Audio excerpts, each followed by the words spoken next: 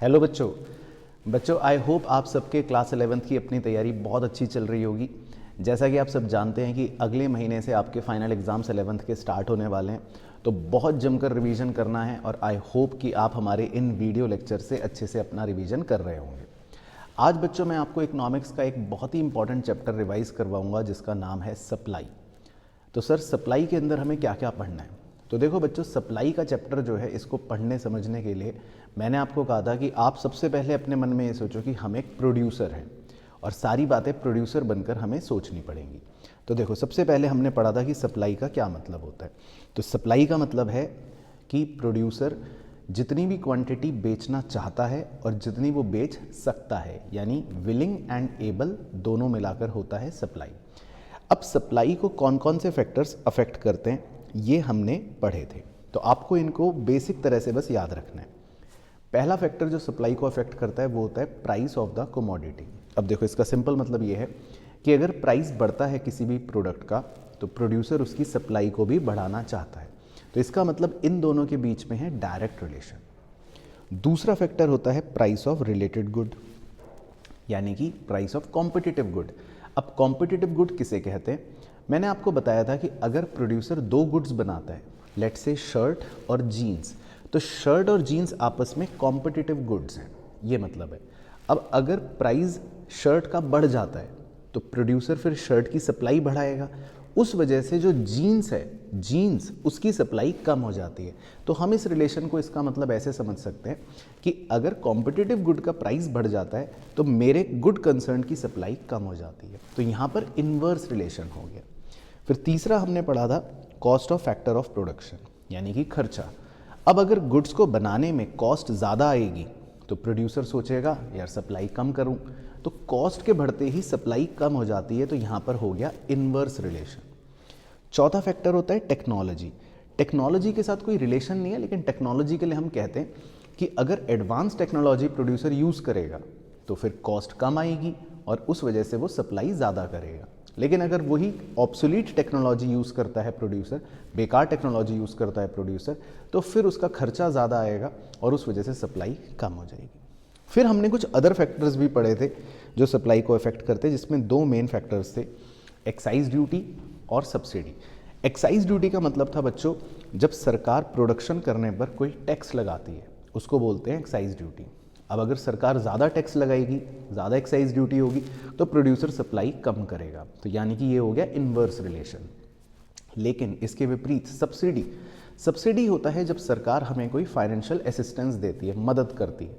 तो अगर सरकार सब्सिडी ज़्यादा देगी तो फिर हम अपनी सप्लाई को भी ज़्यादा करेंगे। तो यहाँ हो गया डायरेक्ट रिलेशन। तो ये बातें हमने पढ़ी थी, वो फैक्टर्स जो सप्लाई को अफेक्ट करते हैं। अब इन्हीं फैक्टर्स को अगर हम एक फंक्शन में शो कर दें, यानी कि supply S X is function of P X P R T F O, तो इन सारे ही फैक्टर्स को सप्लाई का फंक्शन कहा जा सकता है, क्योंकि ये सारे फैक्टर सप्लाई को अफेक्ट करते हैं। तो ये बन गया सप्लाई फंक्शन। फिर इसी तरह इसमें एक लॉ ऑफ सप्लाई हमने पढ़ा था। लॉ ऑफ सप्लाई का मतलब था कि अगर सारे अदर फैक्टर्स हम कांस्टेंट कर दें तो प्राइस का और सप्लाई का आपस में डायरेक्ट रिलेशन होगा, जिसे कहते हैं लॉ ऑफ सप्लाई। और ये एक क्वालिटेटिव स्टेटमेंट है, ये भी बात आपको बताई थी। फिर हमने पढ़ा था सप्लाई शेड्यूल।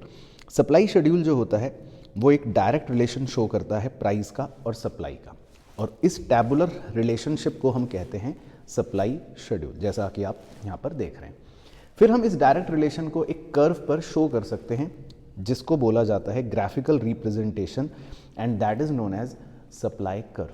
अब डायरेक्ट रिलेशन कैसे शो करते हैं, हमेशा याद रखना है, एक अपवर्ड स्लोपिंग कर्व से, जैसा आप यहाँ पर देख रहे हो। तो इसका मतलब है कि प्राइस अगर बढ़ेगा तो फिर क्वांटिटी भी बढ़ जाएगी, जैसा आपको चित्र में नजर आ रहा है। तो ये होता है सप्लाई कर्व।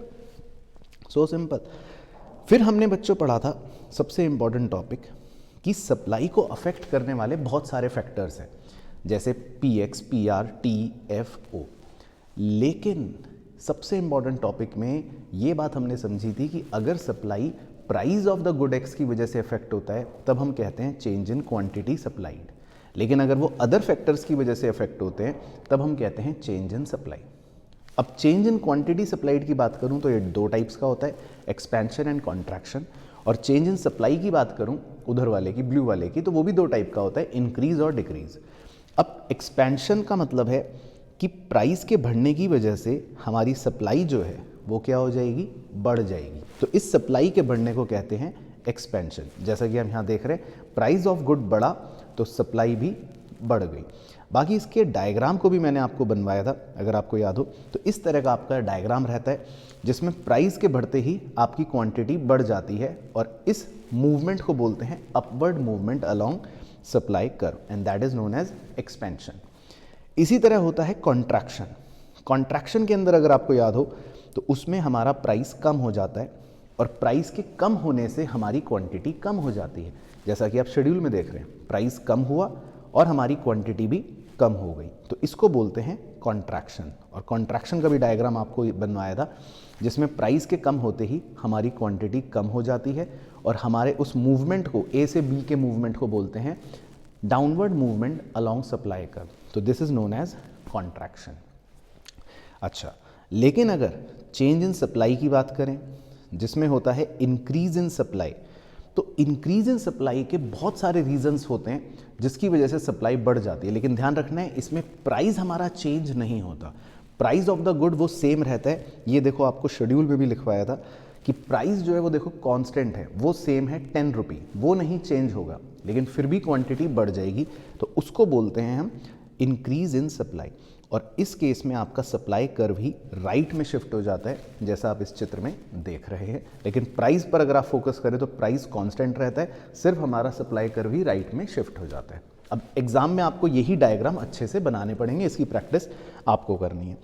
इसी तरह अगर मैं डिक्रीज इन सप्लाई की बात करूं तो उसके अंदर भी प्राइस सेम रहता है, प्राइस चेंज नहीं होता, लेकिन बाकी फैक्टरों की वजह से, और ध्यान रखना ये सारे फैक्टर आपको लर्न करने हैं, और आज की हमारी वीडियो का सबसे बड़ा क्वेश्चन डाल रहा हूं, आपको कमेंट करना है डिक्रीज इन सप्लाई के क्या क्या रीजंस हैं, ये नीचे कमेंट में मुझे बताना, ठीक है। दोबारा सुन लो, डिक्रीज इन सप्लाई के क्या क्या रीजंस हैं, दोबारा कमेंट में बताना। मैंने नोट्स में भी लिखवाए हैं, नहीं तो बुक से ढूंढ के लिखना, याद भी हो जाएगा इसी बहाने।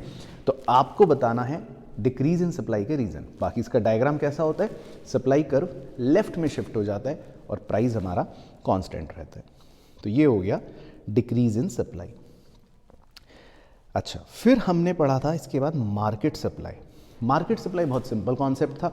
मार्केट सप्लाई का मतलब था कि इंडिविजुअल अलग अलग प्रोड्यूसर्स अगर हैं ए बी सी, तो इन सब की सप्लाई को एग्रीगेट कर देंगे तो हमें मिल जाएगा market supply. Very simple.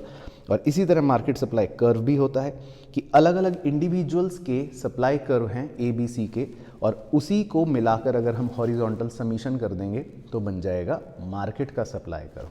Simple. और फिर हमने इसमें बच्चों पढ़ा था इलास्टिसिटी, जो आपके लिए खुशखबरी है कि वो पूरी तरह से डिमांड की इलास्टिसिटी की तरह ही सेम है। फॉर्मूला 100% सेम है।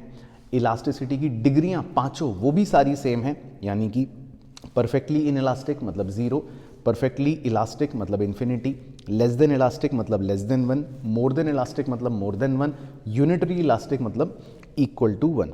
और फॉर्मूला भी सेम है जो आपको इलास्टिसिटी ऑफ डिमांड में सिखाया था, एक बार आप देख सकते हो। बाकी इसका फॉर्मूला होता है Q1 minus Q0 upon P1 minus P0 into P0 upon Q0। यहाँ पर Q1 और Q0 का मतलब है न्यू क्वांटिटी और ओल्ड क्वांटिटी, P1 और P0 का मतलब है न्यू प्राइस और ओल्ड प्राइस। तो इसमें तो आप चैम्प हो। तो ये था बेसिकली आपका इलास्टिसिटी ऑफ सप्लाई। बाकी इलास्टिसिटी ऑफ सप्लाई को अफेक्ट करने के कुछ फैक्टर्स थे जो मैंने आपको कहा था सिर्फ रीड कर लेना, ज़्यादा रेलिवेंट नहीं है आपके एग्जाम के लिए। लेकिन हाँ, इसमें कुछ ऐसे पॉइंट्स थे कि अगर कॉस्ट बढ़ती है तो सप्लाई इनइलास्टिक रहेगी, अगर कमोडिटी का नेचर ड्यूरेबल है तो सप्लाई ज़्यादा इलास्टिक रहेगी, टाइम पीरियड अगर लॉन्ग है तो भी सप्लाई इलास्टिक रहेगी, रिस्क टेकिंग अगर ले सकता है एंटरप्रेन्योर तो भी सप्लाई इलास्टिक रहेगी, और इनपुट्स अगर आसानी से मिल जाते हैं तो भी सप्लाई इलास्टिक रहेगी। तो ये कुछ फैक्टर्स हैं जो सप्लाई को इफेक्ट करते हैं, जो सिर्फ आप एक बार रीड कर लेना। बाकी हाँ, इन डिग्रीज के डायग्राम हमसे पूछ सकता है, वो आपको पता होने चाहिए, जो मैंने आपको बनवाए भी थे।